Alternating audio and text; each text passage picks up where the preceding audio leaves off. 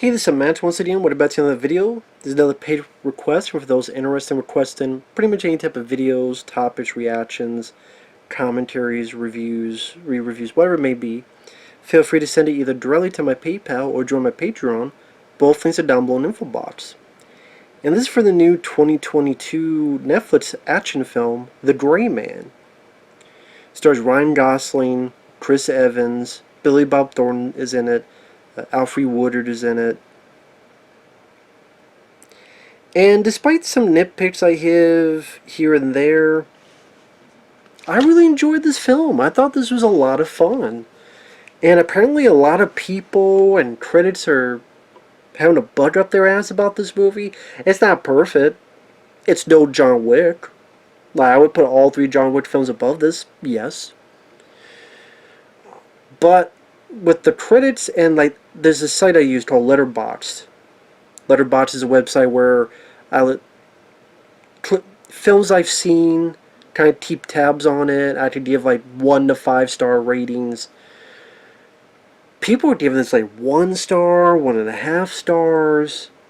I'm sitting there going, what the fuck movie did they watch? If you think this movie's that bad, go watch some Alexander Nevsky movies. Go watch some Jalal Murhi movies. Go watch Taken 2 and 3. Go watch the last dozen fucking Marvel films. Now, do I have issues with this movie? Yes. One, it's not the most original. Guy works for the CIA. He's betrayed by the CIA. He wants to know what's going on. We've seen that done multiple times. It's PG-13, which I don't know why, because it's Netflix. It should have been just rated R. The third act finale, I don't mind, but I thought it could have been a bit more, a bit bigger. Because there's a scene before that I thought was insane, and easily the best part of the movie involves a train. If you've seen the movie, you know what I mean. The whole train scene, pretty awesome. And there's a little bit too much CGI. So I do have nitpicks with it here and there. And again, the finale I think could have been bigger. At least Ryan Gosling doing a bit more in the finale. But with that said, I thought this was a lot of fun. It's a little over 2 hours, and I didn't feel it at all. I thought it was a very, very fast, briskly paced movie. The cast, Ryan Gosling, I'm a fan. I like Drive. I like Blade Runner 2049. It was cool to see him in an action movie. A little bit of John Wick stuff. I thought he performed it fairly well. He's a big reason why I like the film. The Russo Brothers, they directed this. They did the Captain America, Winter Soldier, and Civil War. They also did some of the later Avengers films, which I'm not a fan of them. I like the Captain America movies. I'm not a fan of these. So the Russo Brothers, they produced It's Dracula with Chris Hemsworth, but they didn't direct it. They did direct this. Had a pretty big budget, and with how slick some of the action scenes are. Although, granted, I think John Wick did it better, and they didn't have that much money. So again, that is a detriment to this film. Again, the John Wick films did not have the money this had, but those have better action scenes or better movies. So there is a detrimental part to this film. But Ryan Gosling worked well as the lead. Chris Evans is a lot of fun as the bad guy. He's a bad guy, but he's having a lot of fun. He's a very entertaining bad guy. Whether he's talking shit to Billy Bob Thornton, who's this guy who got Ryan Gosling back in the day and hired him. And Chris Evans talking with Billy Bob and going, I'm listening to you. You're shallow breathing. You're puckered out. You're puttered asshole. I know you're afraid. Or the banter between him and Ryan Gosling are really good. The banter between them reminded me of a 90s movie. It was a good hero and villain where... So you Lloyd? How you know it's me? Trash stash. Leans toward Lloyd.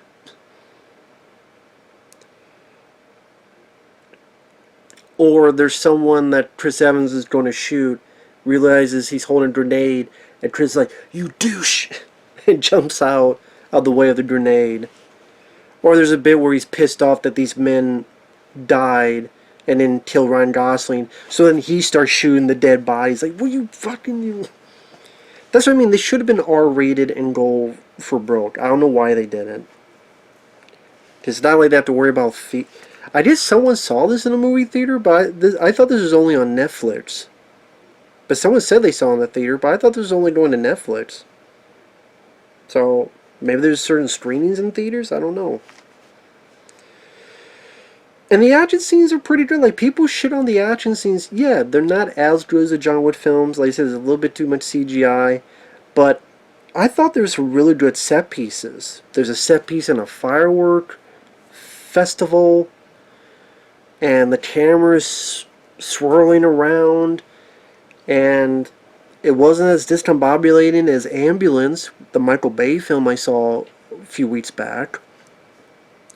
I thought that was cool because of the location. I'd never seen a fight scene amongst a firework festival. Thought that was a cool idea. There's a sequence on a plane that there was some good fighting, especially with a fire extinguisher. That was cool to watch. The plane thing, there's a bit, again, too much CGI overload, I'll give you that.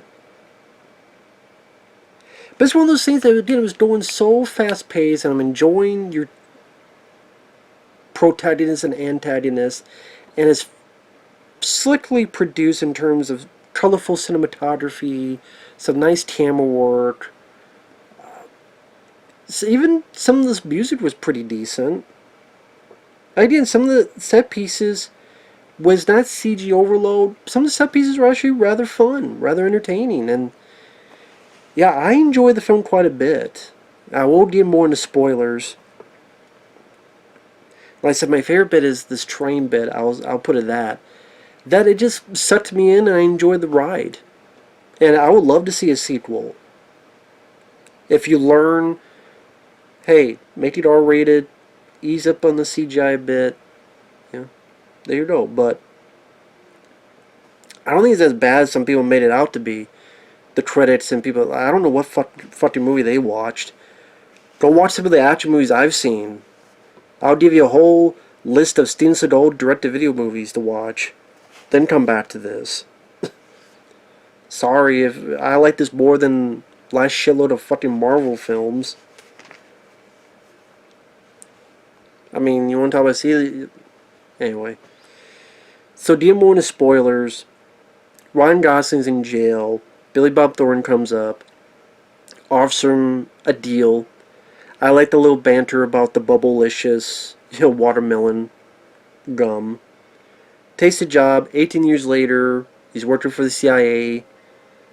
We're going to train you to kill bad guys. He's in Bangkok.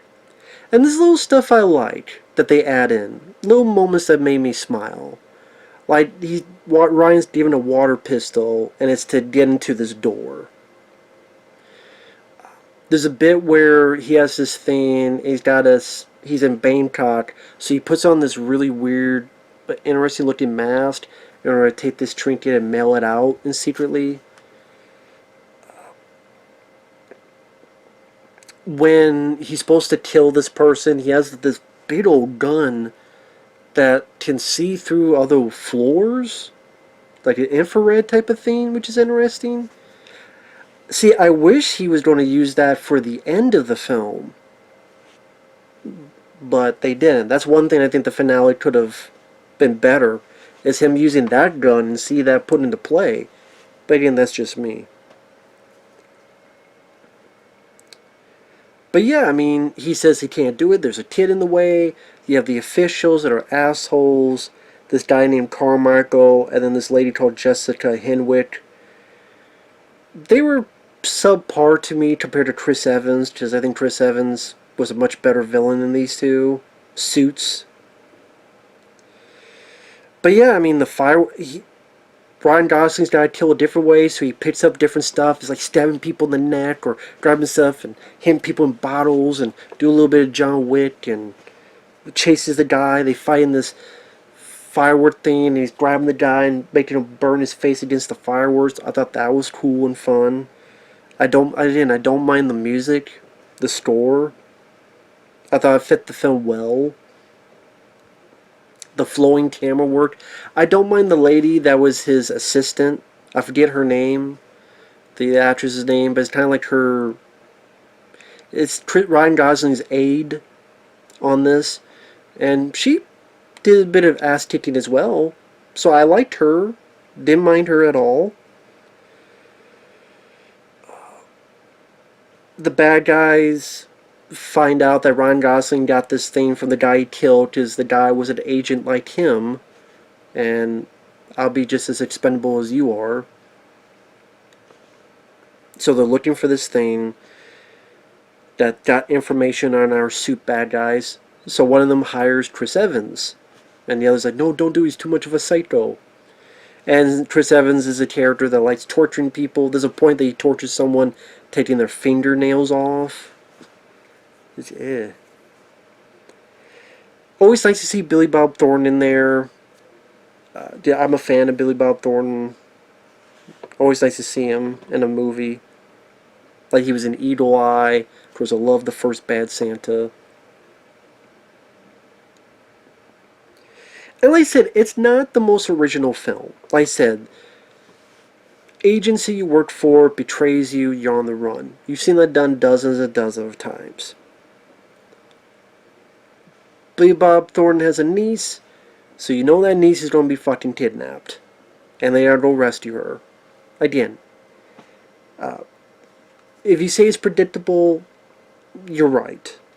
I'll give you that.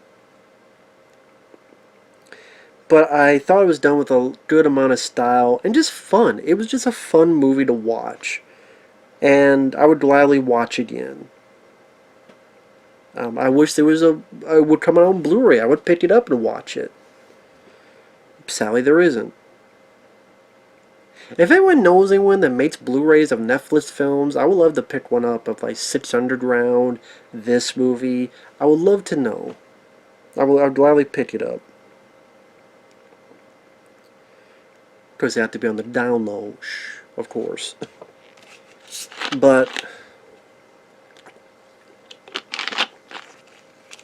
there's a backstory between him and the niece. I thought the niece was fine. There's a decent bit where Ryan Gosling beats the fuck out of Assassin trying to go for the niece in this flashback. I thought that was... I don't want to get too in-depth on the action. Even for those... This is a spoiler for those to see it. I even don't mind the song that was playing during it. I think it's called Silverbird. I didn't mind that song. Like I said, sometimes all I need is a good hero, a good villain, some fun action, set-piece sequences, slick looking enough, it doesn't look like it costs 50 cents. Sometimes I have to be easily amused and satisfied. And that's what this film did. And I think that was its goal. And it accomplished it. Again, not going to be up there with the John Wick films, but I thought it was rather fun. I keep mentioning that.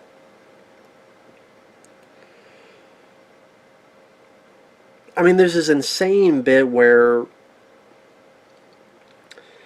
Ryan Gosling's handcuffed to this bench and they're shooting at him, but then there's the cops, and there's a battle between the bad guys and the cops, and Ryan Gosling's trying to get this gun and he's shooting people.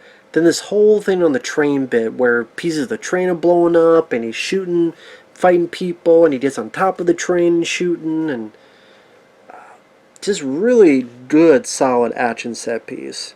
Like I said, a bit too much CGI at the end when things go crashing, but like I said, it should just be R-rated. There was also this one assassin called Lone Wolf. There's a pretty decent fight with that character.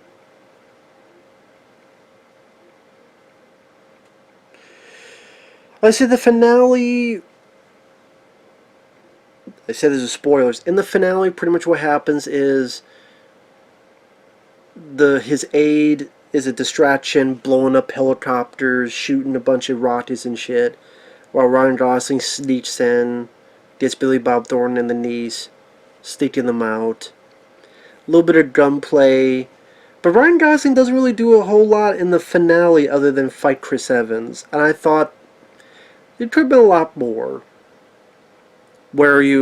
Again, think of John Wick 3. Think the whole hotel when they're charging in and these people are geared up and John Wick's fucking people up with the shotgun and then the fight with Mark DeCastros.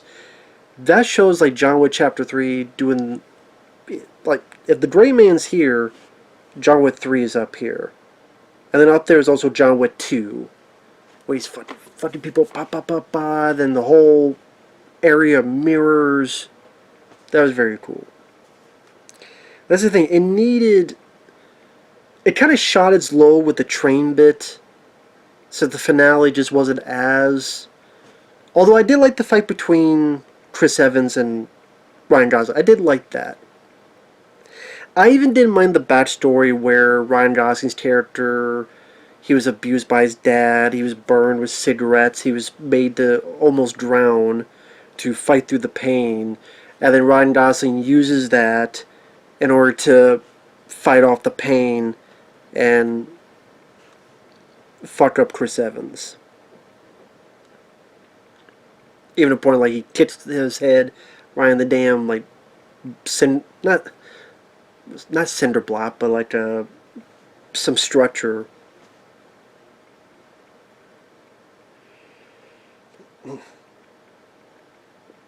I would like to have seen him kill Chris Evans.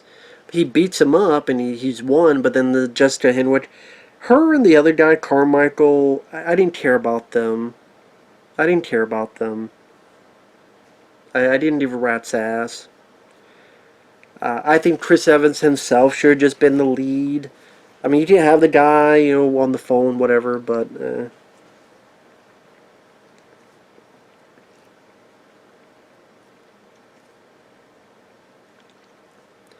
So as you say, like, there's a lot of nitpicks I have about it.